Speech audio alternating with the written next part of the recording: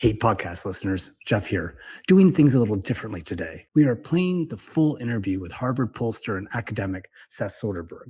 Seth is beavering away on his PhD and has been in and out of Indonesia for a decade. Kevin got his chance to nerd out on methodology, finding that unlike polling in places like the US, where response rates of a few percentage points are considered good, in Indonesia, the vast majority of people will speak at length about what they think. It's turning out that Prabowo Subianto, Anies Baswedan, and Ganjar Pranowo are likely contenders. But Prabowo and Anies, with near 100% name recognition, can elicit negative responses. Ganjar, on the other hand, appears to have room to grow. That may change as the public comes to know him, and it can't be stressed enough that there is a long way to go before the election in February 2024. At this point in the 2014 cycle, Joko Widodo was on the eve of inauguration as governor of Jakarta. Another unknown, whether Ganjar will get the nod from his party, PDIP, or will he be able to move with any ease at all to another party that we just don't know. There's everything to play for, and the stakes couldn't be higher. Also, you'll be delighted to know that Kevin and Seth, who are both Harvard alums, only dropped the H-bomb a handful of times, so you won't need to dive for cover too often. Okay, enjoy the show.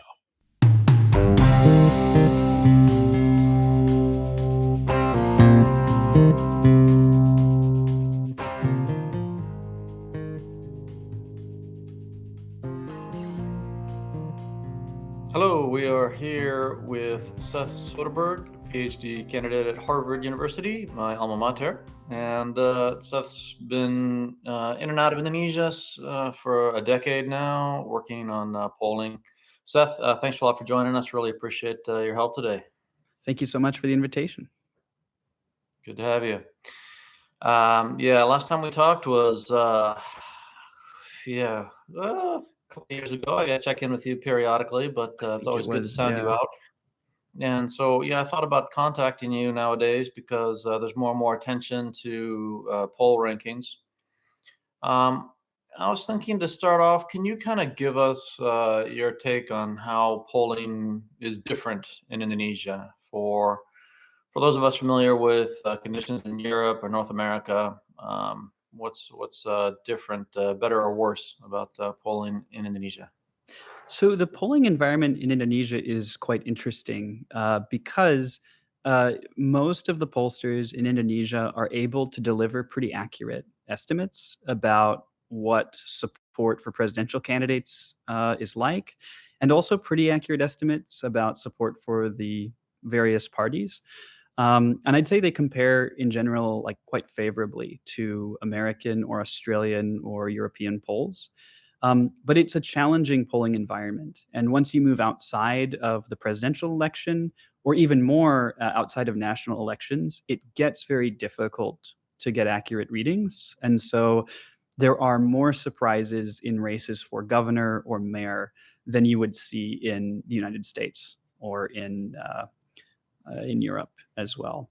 And the other thing that's very different here is high quality polling, political polling has to be done face to face here for a lot of reasons, which basically boil down to if you do any other survey mode, whether that's internet based, which is becoming more common, or telephone based. In Indonesia, you just can't get whole and important segments of the electorate if you conduct a political survey that way. In a place like the United States, all polling is done by internet or by telephone. And actually, for the pollsters, the biggest difference between these two environments is that an American pollster is lucky to get a more than 2% response rate. And so most of the work of delivering an accurate product is down to statistical adjustment. In Indonesia, we're sort of blessed to have high response rates, often above 80%, if it's a face-to-face survey.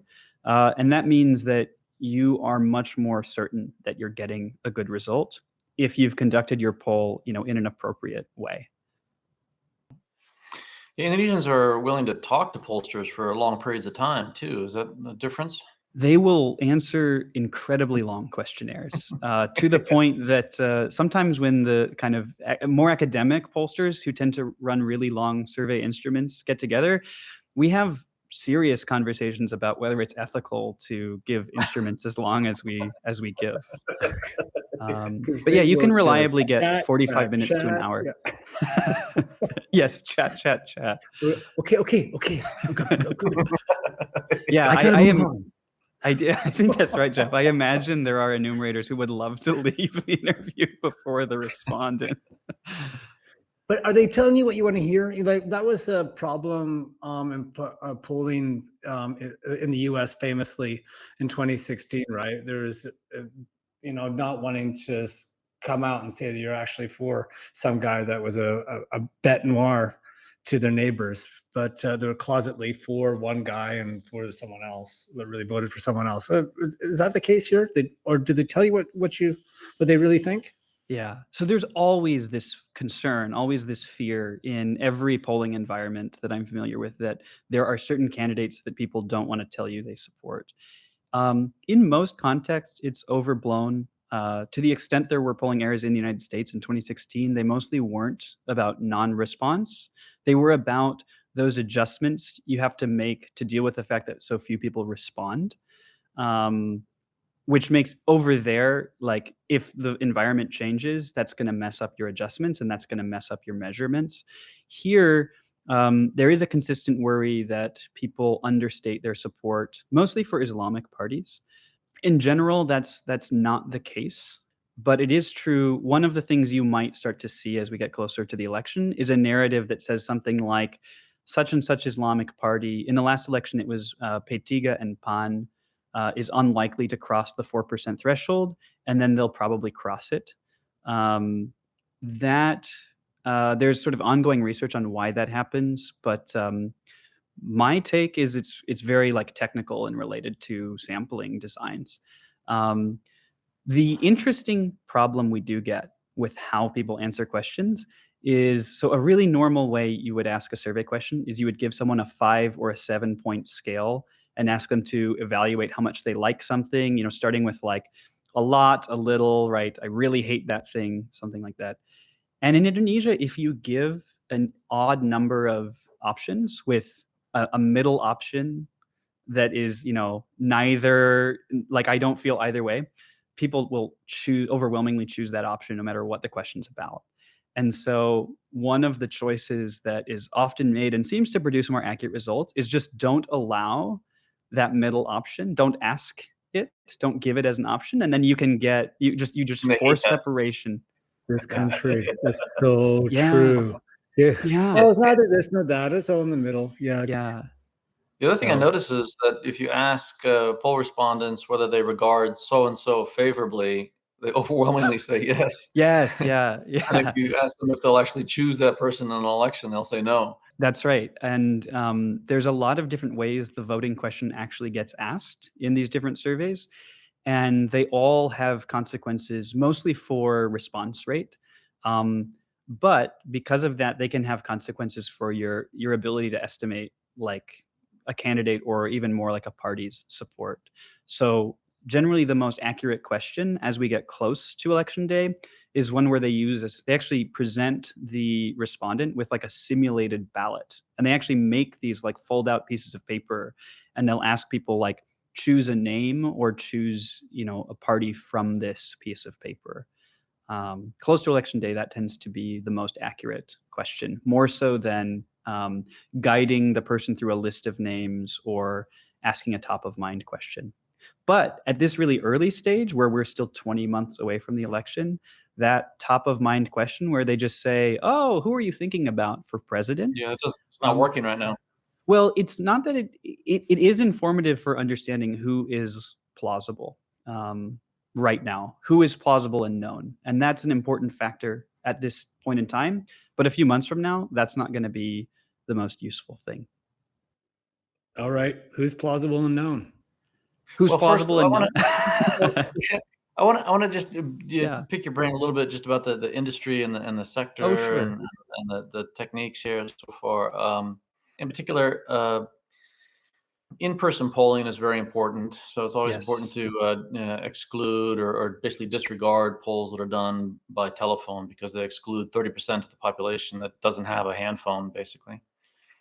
And then the other thing is the reputation or the credibility of the polling firm itself. Uh, this was a huge problem in 2014 in particular, but also still in Yes. 2019. There was an effort to have an organization that accredited firms. Are Mhm. you familiar with whether that's still operating, and if so, how well? Yeah, the main organization that has a role in accrediting firms is called Persepi, the Indonesian Public Opinion Association, and most of the good pollsters, I think with one exception, all of the good pollsters are members of Persepi. There are some kind of internal politics that are why there's one specific good pollster, Litbang Kompas, which has never joined Persepi as far as I know, but still delivers a quality product. The Persepi members, have a code of conduct. They tend to follow it. There are pollsters that have been kicked out of Persepi over how they behaved, in particular in 2014. Um, but I would say not all Persepi members are delivering really accurate polls, but probably all of them are not faking their polls, um, or will be punished if they fake a poll, because it's pretty easy to tell. Especially as you get close to the election, it's very easy to tell if a poll has been, uh, you know, dramatically altered in a way that reflects like misconduct. All right. Yeah, just to follow up then, how many good polling firms are out there that you uh, trust approximately? Yeah, there are I would say about 6 that have a really long track record of delivering good results. There's a few newer ones that seem to have done okay, but I know less about them, and they just like the track record is really helpful for evaluating a pollster. If you can go back to 2004 or even 1999 and see, they keep delivering an accurate number, like that's a good sign. So the group that I kind of think of as, top tier pollsters, and that's both in terms of accuracy, but also like how many polls they're putting out. Um, right at the top of this group, there are the polling companies that kind of are connected in some way with the Saiful Mujani group. Saiful Mujani was, as far as I know, the first person ever to run an opinion poll in Indonesia, and that was back in 1999. So there's SMRC, which is his company. Uh, there is Indicator, which is Burhan Muqtadi is kind of the face of that. Um, there is Lembaga Survey Indonesia, which is very, very different from Lingkaran Survey Indonesia. Um, Lembaga Survey Indonesia, these three are three that I've seen, very consistently deliver high quality results and quite frequently. The other members of this top tier are, I would say, Litbang Kompas, which is very good and very helpful because they have a slightly different sampling design from the other pollsters. Like there's more than one way, right, to deliver an accurate poll, and Litbang Kompas tends to use larger sampling sizes, and a different procedure. And that's really helpful because sometimes it produces different results. And when they're in agreement, then you really know you're getting accurate numbers. And when Litbang Kompas and the others kind of differ, then there's some ambiguity in the measurements. And there's 2 others that I think have a good track record. CSIS puts out a very high quality poll. They're a little less frequent, but it's good. And I would say Charta has a decent track record as well. And Lingkaran survey, Denny Januar Ali? Yeah, well, I hesitate to name specific names, but their polls tend to be less accurate. He plays a little fast and loose sometimes with his descriptions of how he's done the surveys. Like they'll do things like he'll say the sample size reflects. He'll give the attempted sample size rather than the realized sample size. And I think that he has on several occasions pushed specific parties up in his polls in order to probably to win business with those parties. So yeah, I don't think that one is as good. caveat emptor when it comes to Indonesian And polling. mTOR is important with his polls there. That that is a business decision he is making. Yeah. It's no secret that there are three candidates that have been in the running for pretty neck and Yes. neck for months. Pretty stable state of affairs. Sure you agree with Ganjar Anies and Prabowo. What do you make of that stability? And how should we be looking at that? So that's actually, I haven't heard many people sort of thinking carefully about why it's been stable like that. And I think it's a really good question. I think the stability of that, so, until recently it was sort of 20, 20, 25, and then now it's sort of 30, 25, 20, depending on which kind of poll you look at. The first thing that set of numbers tells you is a lot of people don't have an opinion yet. Right? You're getting 35, 40% of people being, I don't know, saying, I don't know. That middle number. They want that. They're giving that middle number. Yeah. They're giving that middle number, or they're giving the I don't know, don't respond is a whole nother category that actually Indonesians don't choose as much. They don't choose that more if they're denied the middle option, which is really good. So a lot of people don't have an opinion yet, but the stability, right? That wouldn't tell us why it's stable. I think the stability reflects the fact, if you look at these polls over and over and over, you'll see if you add up the Anies Baswedan intention and the Prabowo Subianto intention, that's the stable part, right? Ganjar's has been slowly increasing, but those other two are very steady. And that reflects the fact that as far as I can tell, both of these candidates are drawing on the same set of voters. They're probably going to be supported, right? They're probably competing for the same coalition partners. And so, the fact that they're supported by similar sorts of people means they're drawing on the old Prabowo coalition, which, wouldn't you know it, that's about 45% of the electorate. And if you add those two numbers up, you're getting about the number of people who voted for Prabowo in 2019. Is that right? So I think that's why you see stability. And I think you're going to see a lot of stability among those two until one of them kind of pulls out as a clear leader of that voter coalition. So there's two guys drawing on a losing coalition. Yeah, that is, I think that's an accurate way to put it. That they both have this really fundamental challenge, which is that coalition has not managed to win a presidential election. And I would say, some of my research has been about political polarization and the increasing stability of political preferences in Indonesia. And so I think that's a very fixed group. No. So you got it all wrong, Seth. Now you're missing the fact that it's a new Prabowo. This is not the old Prabowo. It's not your father's Prabowo. It's not. Well, I mean, kinder, gentler, more moderate Prabowo. It's an interesting idea. I think it at least that the kinder, gentler Prabowo and presumably kinder, gentler Anies reflects awareness that this coalition has not been big enough to succeed.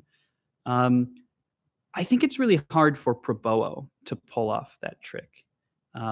He is so well known, right? Everyone in Indonesia knows who this guy is and has an opinion about him. And that makes it hard to rebrand. Anies has, I think, more freedom to rebrand.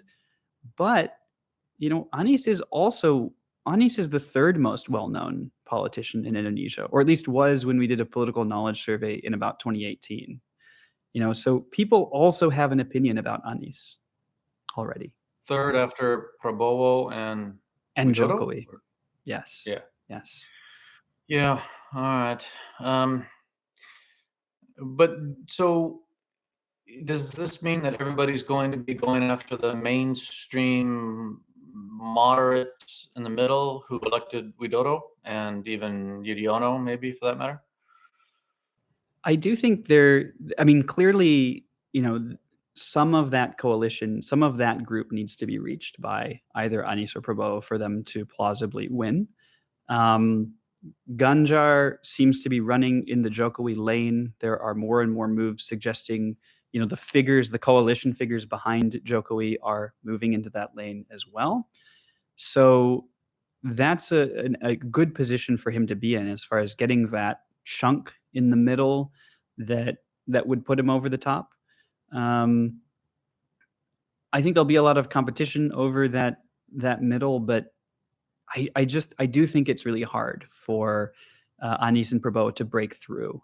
Um, I think what would I'm not sort of forecasting yet like a Ganjar win. It is way too early for that. I think the way that sort of breakthrough, what would look like a breakthrough in public opinion would happen, I think it would reflect changes in coalitions, especially around PKB.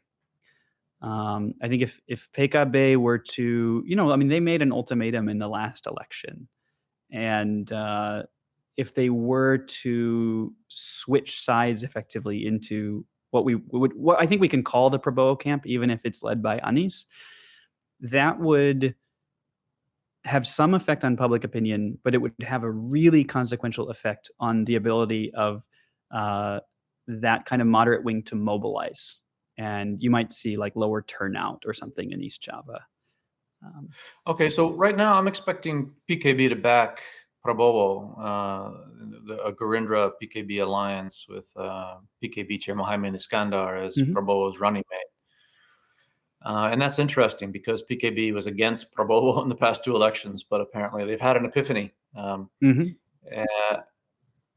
Another factor is that the chair of PKB, Mohammed Iskandar, does not necessarily have the ideal relations with Stakuf, the chair of Nahdlatul Ulama, which is the whole point of having PKB as an ally, is to get the legions of some 40 million or so NU voters. Anyway, so with PKB having therefore moved from, assuming that this alliance comes to fruition, with PKB having moved from a Prabowo opponent to a Prabowo ally, what are the consequences there in your mind? Well, first, I think we get for the first time like a real test of what a divergence between what the NU rank and file want and what the PKB wants, I think. So I think that ends up hurting PKB's vote totals. They can usually reliably win 7 to 9% of the vote. That probably drops a little bit. But I think it strengthens Prabowo. It pulls groups of voters who were not. It pulls, more importantly than the voters' opinions, it pulls the mobilization networks, right? Parts of NU's mobilization networks, the ones that are closer to the PKB chair, it pulls them into his camp, and that's a powerful tool. So I do think like successfully capturing the NU mobilization network, which I think is possible for Prabowo to capture parts of it. That's one of the things he would have to do to actually have a shot at winning. So we've talked about the conservative, the religious conservative element, the 45%. Ganjar presumably is going after the Widodo coalition. Who else plausibly would be fighting over for that? I mean, obviously Prabowo and Anies would like to do that, but it's very hard to see how they can pivot plausibly. Possibly Puan? Well, this is what's really interesting, right? Like right now there seems to be no competition in that lane. And that's a little surprising to me. But Puan. Well, right. So there are a couple people who supposedly are going to run. Puan Maharani is one. Her polling results are really bad. She just isn't very popular with voters. I mean, often, 1% of the vote. That's not a position you want to be in as you prepare your presidential run. It's not a good start at all. It's 1 percentage point more than Kevin, and he's not even running. That's true. Yeah, I mean, I was going to say it's a guarantee that she's going to improve. So, I mean, I can reliably predict that she will strengthen. Yeah. What I think that, the challenge of that her possible candidacy, creates is much more about whether it messes up the PDIP's ability to mobilize. And assuming they end up behind Ganjar, or they would end up behind Ganjar in the absence of Puan, right? I think Puan has the possibility to sort of spoil Ganjar's candidacy, depending on how hard she and Megawati sort of try to keep PDIP, which really seems to want to go with Ganjar. Yeah. Yeah. So do you mean Puan in a four-way scenario election could bleed votes away from Ganjar and hurt him Yes. marginally just enough to make a difference? Yeah. Yeah, although when you actually sort of game out the totals, if it is a four-way race, I suspect that even in that situation, he's able to get into the top two. Okay. Because I think it would be hard for both Prabowo and Anies to stay at sort of an even split of that coalition. I think one of them would pull ahead. So if we're getting close to like a first round and there's like four plausible candidates, I think you start to see a larger gap between Anies and Prabowo as one of them gets sort of a better handle on that chunk of voters. Okay, so Ganjar should therefore be able to finish second at least, even if Puan bleeds away some of his supporters. I think so. That's kind of me making a guess that the ability of the top of PDIP to control the grassroots is somewhat limited, and that could turn out to be wrong. How much friction would there be if Ganjar did switch? He is so identified with PDIP and with Widodo and with Widodo's son Gibran that he is a senior leader in the party. What ramifications or what blowback might there be if he jumped parties, presumably to Golkar? And would any of the Suharto stank sort of get rub off on him, or would he somehow be immune to that? I mean, if I can rephrase that question, there's just to say the same thing again, just to be tedious. To what extent do voters choose their presidential candidate based on their party allegiance, in your experience? So the funny thing about that version of the question, Kevin, is that PDIP voters do choose a little more based on party than most other voters, except for PKS voters. Though it's not really about party allegiance, it's about who's in the PDIP coalition. Almost all non-Muslim Indonesians vote PDIP because that's just sort of the party home for them. And so that starts to tell you that if Ganjar were to switch, he might still be able to keep a lot of the voters because their sort of reasons for being good party voters are not rooted in party loyalty per se, but in the way that the party is really bound up with that identity. It would be a challenge for him if he switched, because the more tied into the party he stays, the more of the party would be willing to, I think, turn out their networks close to election day to help him. And he loses some supporters at the margin, probably some powerful ones, if he switches parties, who have really good ability to mobilize voters inside that kind of PDIP camp. Whether he picks up more from Golkar than he loses. I mean, I think right now he doesn't gain a lot from switching. That could change, right? If it turns out that like PDIP is able to get more control over its cadres, then he might end up having more to gain from switching. But I think right now, if he's able to make a deal with Golkar and keep his PDIP affiliation, that's the best scenario for him. Because Golkar does have negative associations. I think in general, Golkar voters are people who don't have strong feelings about politics. That's the old Golkar. This is the new Golkar. There's a lot of new people and new parties with the same names running in this election. Actually, it's a lot of old people and old parties, but a lot of new voters. It's a young electorate. So yeah, I'm always amazed by the number when you think about the numbers of people casting ballots who, first of all, have no memory of Suharto, and that's actually a really big number by now. But there's going to be a lot of voters who don't really remember Yudhoyono. That's true. And actually, this is another area where Prabowo has some strength. Prabowo actually did very well among the very youngest voters in the last election. I don't even know whether this was ever reported on, because young people, as in people over 24 but under 30 were big Jokowi supporters. But those 22-year-olds, 21-year-olds, 17-year-olds who are eligible to vote, right? In 2019, a lot of them actually were voting for Prabowo, and they might do so again. Well, what are do you have a sense of the issues that how voters go about making their choice? Are there animating themes that are likely to bring voting intentions into focus, or is it all personality driven? A lot of it is, I would say, personality driven, but through kind of the lens of how that person fits into voters' identities. And this is why I think the coalitions end up being really important.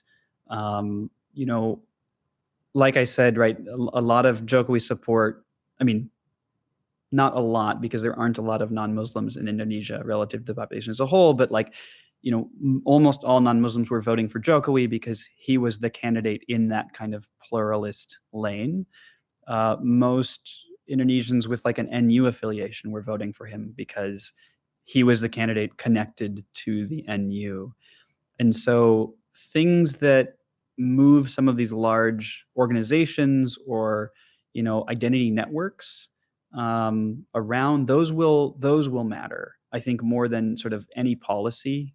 Awareness of policy is really low, and even in countries where it's higher, like no voter really cares about policy. Not really. They care about personalities and how the candidate kind of lines up with their sense of themselves. And this is going to be, if Prabowo is in the race, a lot of the race for the third time remains like a referendum on how do you personally feel about Prabowo Subianto. If he's not in the race, then there's a lot of kind of new opportunities for political boundaries to be drawn, for some of these identities to kind of connect with politicians in different ways. So, if he's in it in a second round, especially, then I think it's going to feel a little bit like just the third version of this like high polarization, I would say kind of ugly contest that we had the first two times. If he's not in it, then a lot depends on how Anies Baswedan goes about, reaching into the center. And we could end up seeing a race that looks a lot different from the previous two. There's going to be a continuity issue with Widodo, I think, right? So depending on how the Widodo era winds up and whether voter attitudes are still positive about him, will the candidates be attempting to identify themselves with him and emulate him and capture his aura? Absolutely. And so I think, if the economy falls apart in the next year, that's really helpful to Anies and Prabowo. Not in the sense, I don't think they want that to happen, but that makes it more difficult for Ganjar to kind of occupy a stable lane as the candidate, as sort of successor candidate to Jokowi. That's one of, I think, the big uncertainties that could throw the race into a lot of, not into chaos, but really reorient this kind of current stable pattern. He's been in the job, been in public life since 2005, but really to national prominence since the second term as mayor of Solo. He retains very high approval ratings for that any leader anywhere around the world would appreciate at this point in his political career. That would suggest in most places that a leader of that stature has shifted the balance, like the center of gravity of the electorate, in a certain direction, and maybe crafted the electorate into expecting one thing or not wanting or rejecting certain things. So in what way do you think he has shaped the electorate in Indonesia, if at all? So no, this is a thing that the political scientists, I think, to some extent disagree about, whether it's possible to shape the electorate in that way. Where I think this has gone is, I think I see a lot of continuity in kind of the party coalitions that have been built up, even continuity with like the pre-New Order period. Like way back in 55, you've got PNI and the NU party in coalition with one another, kind of finding themselves to be natural allies against Mashumi, and with kind of, back then there was the PKI, and that really created a different dynamic. But it is striking to me how similar Jokowi's coalition is to like the original Sukarno coalition if you don't have the communists. And so I do think he, by kind of keeping this together for as long as he has kind of, I think, created a somewhat stable, like, nationalist or pluralist tie-up with the kind of NU pluralist strand. And I think that that's probably going to stick around. And that's one of the reasons why I think PKB moving into the Prabowo camp won't bring all of NU with it. Okay. How about the significance of name recognition? Because that's something that really differentiates these top three candidates. How do you think about that? And does that equate to upside for Ganjar? I hope you'll say yes, because that's what I've been saying ad nauseum for months. Well, Kevin, I think you are absolutely right that the name recognition thing means, I mean, look, name recognition is close to 100% for both Prabowo and Anies Baswedan. And it's been that way for 10 years in the case of Prabowo and like 6 years in the case of Anies Baswedan. So everyone in Indonesia, as far as we can tell, has an opinion about those two people. Not everyone has an opinion about Ganjar. And that steady increase in support for Ganjar, it's very correlated with increases in name recognition for Ganjar. As people find out who he is, they seem to like him. And, if you kind of work through what these numbers mean, like those are all people who had opinions on Anies and had opinions on Prabowo and didn't have a preference on a presidential candidate and started to say, oh, I've heard about this Ganjar guy. I think that's who I like. So he has a lot of upside. Not every voter who remains, right, is going to choose him. But it sure seems like his approval, right, and vote intention is just going to go up as the percentage of undecideds decreases. That'll eventually top out, but he's got a lot of upside, especially the longer he kind of sits in this spot as like inheritor of Jokowi's coalition. Yeah, and he's in a comfortable position right now because he's being unfairly treated by PDIP because of PDIP's own issues with Megawati's fixation on her leadership. Yeah. And I think that maybe is generating some public sympathy for Ganjar's position. I think definitely in the media and among people who pay a lot of attention to this stuff. Yeah, there is that sense. But so some of these things are really pretty sensational too. And there's not a whole lot else going on. Indonesia's kind of boring these days, really, apart from the pandemic, which is really boring actually. So, for example, when there's an invitation to an event, when the spice is up, it gets really bad. It gets really bad. Quiet is nice. Tsunami, anyone? Yeah. Oh no. Yeah. Oh no. But in the meantime, there's the invitation that omits the name of the governor, and that's big news. I mean, that's something that captivates everybody. Yeah. That's exciting. When somebody is not invited to an event, that's big. So yeah, I think he's been benefiting from this, and that's been helping him lift his name recognition. But then, is that going to be sustainable? Because at some point, he'll need to do more than just rely on that, and then this exit that he'll have to make from PDIP, presumably, to some other party which will actually nominate him.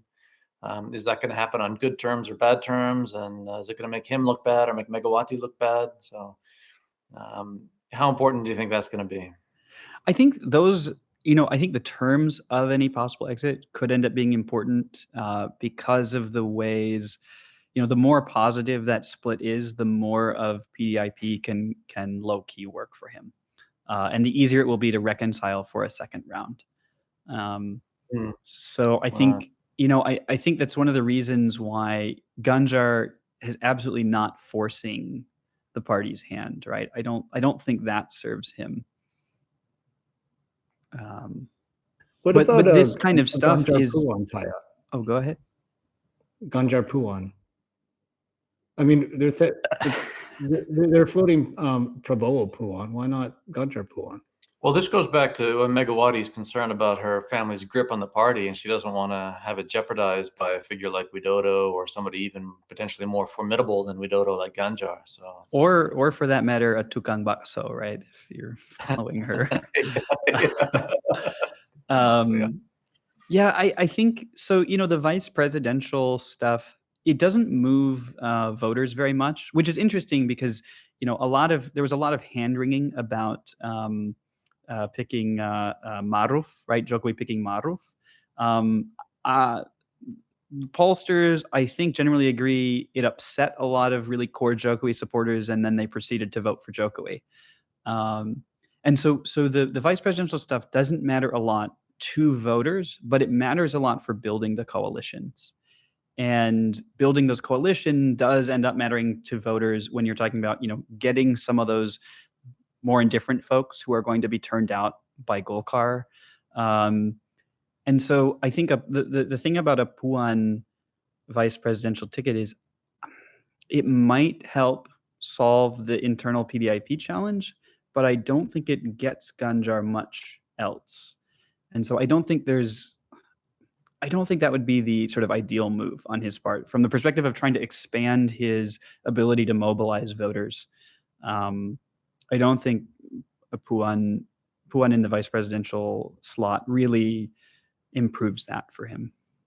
As for a Puan Prabowo ticket, I mean, haven't we seen that movie before? And didn't they lose very badly?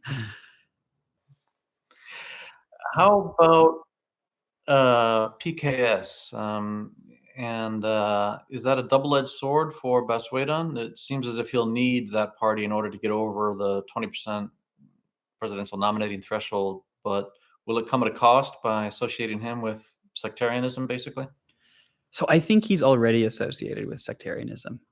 And I'm not sure, I'm not sure that even like a dramatic split with PKS would sort of clear him of that connection, just because he's so well known. And why is he so well known? He's governor of Jakarta, and he was governor of Jakarta during the 212 protests, which is when we were doing this knowledge survey that I think I mentioned. So he's just really associated with that wing, and it's such a challenge for him to overcome, whether or not PKS is with him, on stage in the coalition. So I guess I think he should try to keep them, because he's going to need help to get across the nominating threshold. He's the candidate, I think, most at risk of not making it into the first round. And he's going to need those votes. But obviously, his trick is then going to be some kind of like pivot into moderation, and it'll just be hard. New Anies, right? It's just going to be hard. People already have impressions, and PKS might not, want to be a coalition partner for some of the moves that he might be willing to make, right? So I think he's in a challenging spot as well, but he needs them, and they're very well organized. They turn out votes. Like, they're a more reliable partner on election day than a lot of the others. Yeah, and ironically, internally, much more democratic than most of the parties. Yeah. True believers. Well, that sort of clears things up for me. It's going to be a Ganjar by a landslide, right? I would. No. I don't think it'll be a landslide. We'll check back with you. We'll check back with you in March 2024, Seth. That's right. Or the time for specific predictions is like January 2024. Yeah. There's going to be a lot that happens between now and then. There's a long period of time. The economy can change, but there, at the same time, though, there's a lack of things. There's a lack of regional head elections, which is what has really affected the presidential course in the past. There's also a lack of party chair elections too. I don't think that there's any of those scheduled, unless they're going to be extraordinary ones, which happened Yeah, it happens sometimes, sometimes. though Yeah. usually these days at the instigation of the president. Um, Yeah. I was thinking about this earlier the other day. I was checking, how many months are we, right, from the election, and where was that in 2014, right? So we're 20 months about from the election. And so I looked up, what was going on, right, in Indonesian politics 20 months before the 2014 presidential election. And and I was actually looking at the legislative election, because back then the legislative election happened first. They keep changing the rules. Um, and basically, we're at 1 or 2 weeks from Jokowi's inauguration as governor of Jakarta. Like, that's where we are if this is the 2014 cycle, right? So in 2014, they're not even polling, like, or I'm sorry, that's 2012. They're not even polling Jokowi for a presidential run. Obviously, because there aren't local elections coming up, a story that looks exactly like Jokowi's is hard to repeat. But I do think it's important to remember, like, we're at a point in the cycle where, 10 years ago, this guy was sort of discussed as someone who might be run, but, we had no idea, right, whether he was going to. Well, that was the proviso, right? Wasn't that the deal that he would stay in Jakarta and let Prabowo Yes, it was. help Prabowo get the top job? Yeah. That didn't work out so well. Yeah, no. It worked out for Jokowi. Yeah. I guess another known unknown is the degree to which the senior party cadres and PDIP hold their nerve and hold the line. Yes. And don't start saying, we're on the cusp of losing power mightily. And I don't know if you can prognosticate about this, but possibility of fissures opening up in PDIP. Megawati is not going. There's no new Megawati. It's old Megawati. And Megawati is not going to let go. She really wants Puan in there. Yeah. But possible of a rupture in that party or not? This is where it's just like with PKB. Like, it gets into just how much control over the kind of voter mobilization apparatus does the leadership actually have. From a kind of voter perspective, I don't know where PDIP voters go. If PDIP is in disarray, some of them will go to PSI, but PSI has a really limited appeal, and voters, they don't vote necessarily on issues, but they tend to know things like a vote for PSI might be a wasted vote. No offense to PSI, there's just a good chance they won't cross the threshold, because new parties tend not to cross the threshold. So I suspect that, like, a lot of the voter base of PDIP is kind of locked in, because so much of it is an identity connected party. But if there is a leadership split, then the turnout machine doesn't turn on as well, and you just kind of get like a reduction in votes for PDIP, and those aren't necessarily votes that go anywhere. They might just be votes that disappear. Okay, that's not good for anyone. No. Seth, this is fantastic. I learned a lot. We're gonna check in with you again, yeah? Sure. Call me, call out any of these predictions. Okay. Hold you to them. Seth Soderborg, thank you very much. Thank you so much for the invitation.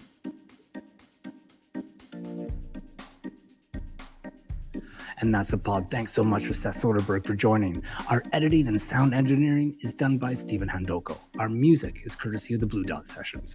For a free trial of Kevin's Reformasi weekly newsletter, go to reformasi.info. If you're listening to us through a podcast app, please hit subscribe and share us on social media. It would be a huge help. As always, you can reach us at hello@onthelevel.id. This podcast is a production of On the Level Media. I'm Jeff Hutton. Bye for now.